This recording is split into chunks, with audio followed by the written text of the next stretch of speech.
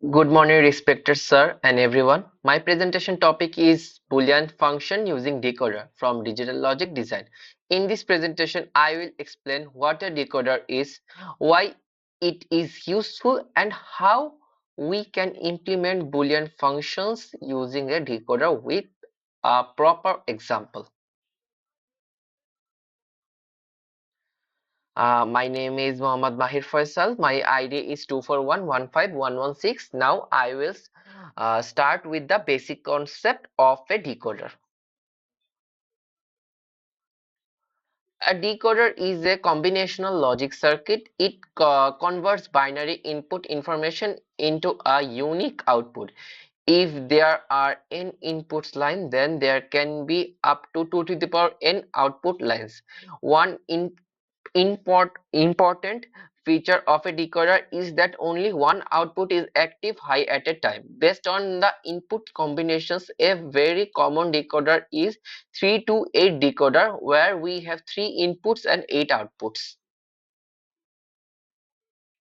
The secret connection now comes to the most important idea behind using a decoder. If we carefully look at the truth table of a decoder, we can see that each output corresponds to exactly one input combination. In Boolean algebra, these individual combinations are called minterms. So the key idea is a decoder automatically generates all possible minterms for the input variables. That is why decoders are very powerful for implementing Boolean expressions. Now let's see how the decoder actually creates these minterms. Inside a decoder, there are NOT gates and AND gates. Each AND gate is designed to detect a specific combination of inputs. For example, A is equals to 1, B is equals to 0, and C is equals to 1. Because of this internal structure, we do not need to build separate AND gates for every Boolean functions. This saves hardware and makes the design simpler and more efficient.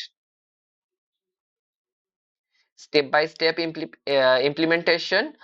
This implementation of a Boolean function using a decoder follows 4 simple steps. First, we create the truth table of the Boolean function.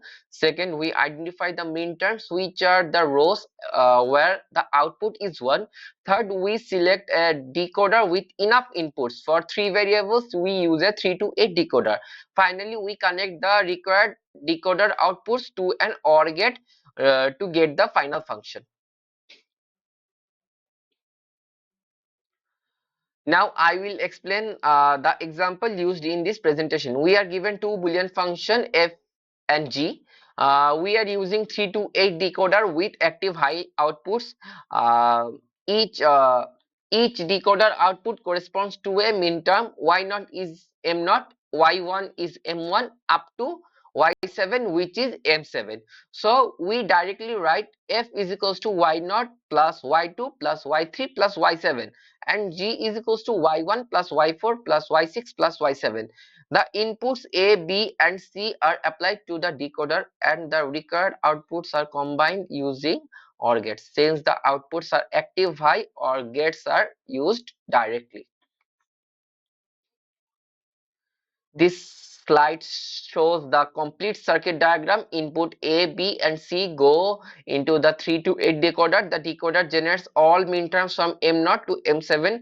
For function f, outputs M0, M2, M3, and M7 are connected to an OR gate. For function g, outputs M1, M4, M6, and M7 are connected to another OR gate. This shows how multiple Boolean functions can be implemented using a single decoder, which is very efficient. Conclusion.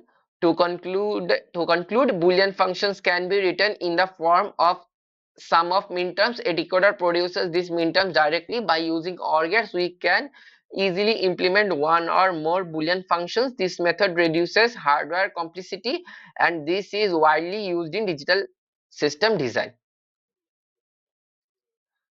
Thank you everyone for your time and attention.